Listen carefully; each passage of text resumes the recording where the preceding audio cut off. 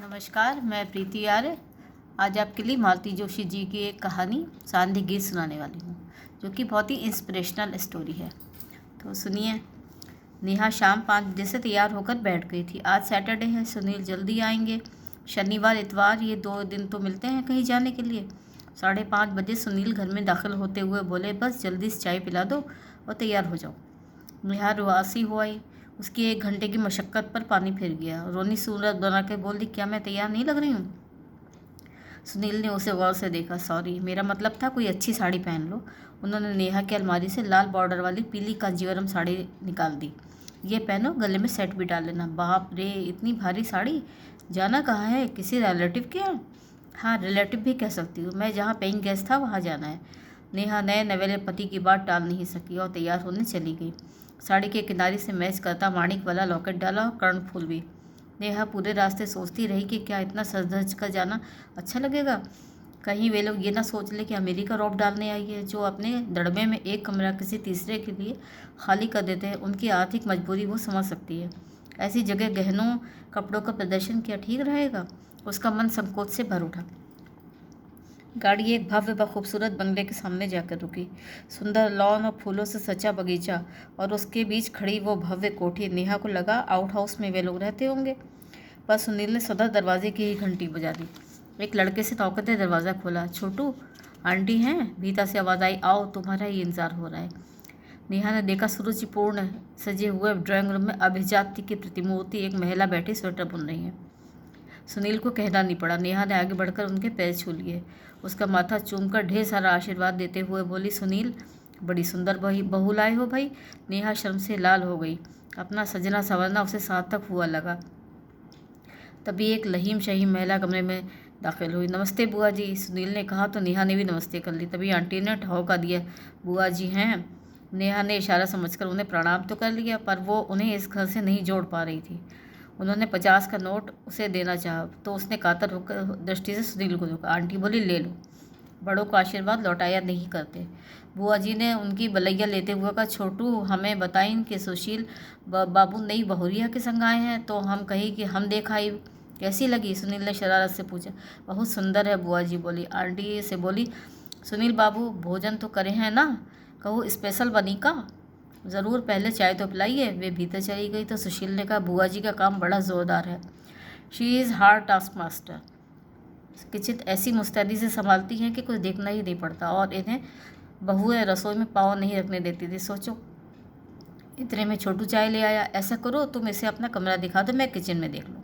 मैं कुछ करवाऊँ? नेहा ने कहा, नहीं, अगली बार तुम्हारी मदद लूँगी, पर तब कांजीवरम मत पहनना। मैं अक्सर सूट पहनती हूँ, पर आज इन्होंने ज़िद की कि साड़ी पहनो। उसने बिल्कुल ठीक किया, नई बहू ऐसी ही अच्छी लगती है। थैंक यू सुनील, तुमने मेरा इतना मान रखा। नेहा को लगा जैसे उनकी आवाज़ में हल्के से काँप गई हो।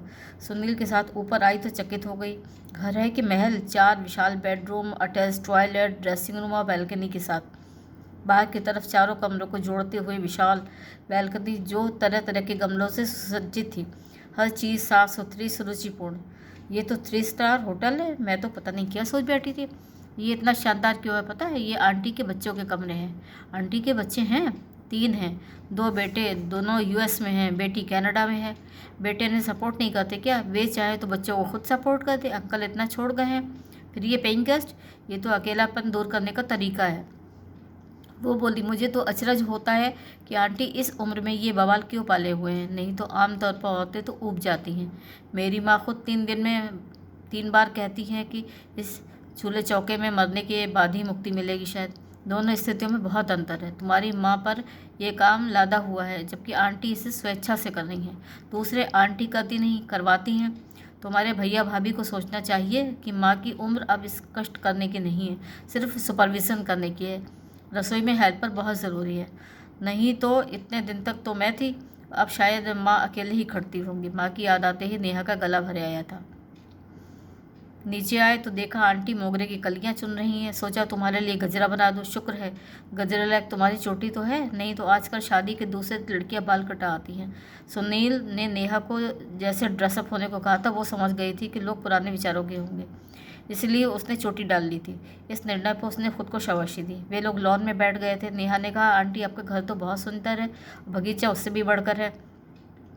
ये बगीचा मेरी जान है, इसीलिए जब कोठी बेचने की बात होती है तो मेरा कलेजा मुँह को आता है।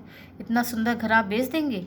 हाँ, जब तब बात उठती रहती है। बच्चे बाहर चले गए तो घर एक तरह से वीरान ही हो गया था। साहब के जाने के बाद तो इतने बड़े घर में रहना नामुमकिन था। बेटों के पास गई तो वहाँ भी मन नहीं लगा। उतनी फास्ट लाइफ हम लोग नहीं जी सकते। पहले दोनों जाते थे तो एक दूसरे का साथ होता था, बाद में तो मैं एकदम अकेली पड़ गई। वे लोग मेरे लिए कितना समय निकालेंगे और कैसे निकालेंगे? फिर सोचा कि अगर अकेलापन ही भुगतना है तो फिर अपने घर में क्यों नहीं, कम से कम यहाँ मेरी जड़ें तो हैं। उन्हीं दिनों बुआ जी मुझसे मिलने आई। बोली, सांस रहते अपना ठिकाना मत बेचना, नहीं तो मेरी तरह चक्रघिन्नी हो जाओगे। ये बुआ जी आपकी ननद है?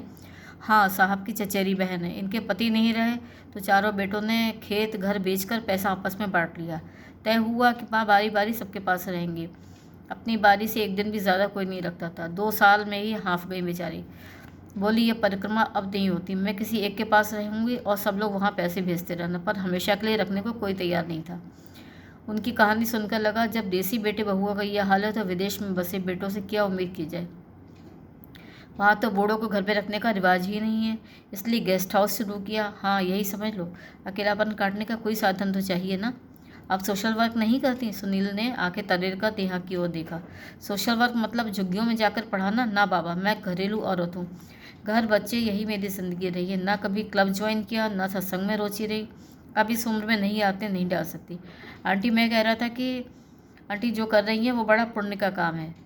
घर से दूर रहने वालों को माँ का प्यार और घर का माहौल दे रही हैं। वे किसी सोशल वर्क से कम नहीं है। तुम लोग मेरे लिए जो कर रहे हो ना, इसके मुकाबले में ये कुछ भी नहीं है। तुम लोगों ने मेरे जीने को नया अर्थ दिया है, नहीं तो बच्चों की गृहस्थी में फालतू सामान की तरह पड़े पड़े अपनी ऊर्जा बर्बाद करती रहती।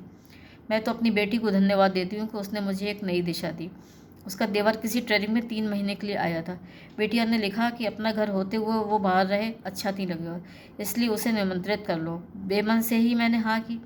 उसे ऊपर का कमरा दे लिया। दोपहर का खाना वो फैक्ट्री में खाता था, पर सुबह का नाश्ता और रात का खाना यहीं होता था। साहब की मृत्यु के बाद मैंने रसोई में झांकना छोड़ दिया था। अब बेमन से देखना शुरू किया तो आश्चर्य कि मुझे उसमें रस आने लगा। मैं तरह तरह के नाश्ते बनाने में जुट गई। रात का डिनर शाही होने लगा। 1-2 बार मैंने उसके मित्रों को भी दावत दे डाली। फिर उनमें से एक ने यहाँ रहने की इच्छा जाहिर की और सिलसिला चल पड़ा। मैंने बुआ को भी यहीं बुला लिया। ये मेरे अकेले के बस का नहीं था। उनके बेटों ने तो खुशी से भेज दिया होगा। बिल्कुल, उन्हें तो लगा कि चलो बला टली। पर मैंने उन्हें नहीं छोड़ा। सबने कहा कि सबसे कहा कि हर महीने माँ के लिए पैसे भेजो। मैंने उनका एक अकाउंट भी खुलवा दिया है ताकि वक्त पर काम आए। अब ननद भौजाई मज़े में है। अच्छा आंटी जी, भैया लोग आएंगे तो परेशानी नहीं होगी? नेहा ने पूछा। अरे वो लोग आते ही कितना है, और आएंगे भी तो हमारे पास कितना रहेंगे। चंद दिनों के रौनक के लिए मैं अपने घर को स्थायी सन्नाटा नहीं दे सकती। बातों में वक्त कैसे बीत गया पता ही नहीं चला। आंटी के ड्रीम हाउस के पंछी एक एक कर घर लौटने लगे। तब समय का भान हुआ। सबने सुनील और नेहा का स्वागत किया। उनको पता होगा कि कोई बुके लाया था तो कोई आइसक्रीम का फैमिली पैक। खाना शाही था। इतनी बड़ी डाइनिंग टेबल नेहा ने पहली बार देखी थी। आंटी ने बताया उनके घर में हमेशा इतनी पार्टियां होती थी कि मेज़ भी छोटी पड़ जाती थी। टेबल को सुरुचिपूर्ण ढंग से लगाया गया था। सुनील और नेहा की थालियों के सामने सुंदर रंगोली की गई थी। खाना तो सुस्वादु था ही, बुआ जी की स्पेशल कचौड़ी और खीर भी गजब की बनी थी। शादी के बाद नेहा कितनी जगह जा चुकी थी, पर इतना सहज आह्लादपूर्ण वातावरण कहीं नहीं मिला था। ये घर ऐसा था कि यहाँ बार बार आने की इच्छा हो रही थी। चलते समय आंटी ने चंदेरी साड़ी बिछुआ चूड़ियाँ दी। उसने प्रणाम किया तो आंख में भरकर बोली, आती रहना, बेटे मेरे बहुत है पर बहू फिलहाल अकेले तुम ही हो। आना तो है आंटी जी आपसे कितना कुछ सीखना जो है। रास्ते भर उसके दिमाग पर खुशनुमा माहौल तारी रहा। उसने आंटी से कहा था कि आपसे बहुत कुछ सीखना है, पर उसका मकसद खाना बनाने से नहीं था। उसे तो आंटी से जीने की कला सीखनी थी। कितनी खूबसूरती से उन्होंने अपने एकांकी जीवन संध्या को आलोकित कर लिया है। उनके सपने अपने छूट गए हैं, पर अपनी ममता का संचित कोष लुटाकर उन्होंने एक बार फिर से परिवार बसा लिया है। उनके रहते हुए कभी अकेली नहीं होंगी। नमस्कार। कहानी सुनने के लिए बहुत बहुत धन्यवाद। अगर कहानी अच्छी लगी हो तो मेरे चैनल को सब्सक्राइब और लाइक ज़रूर करिए।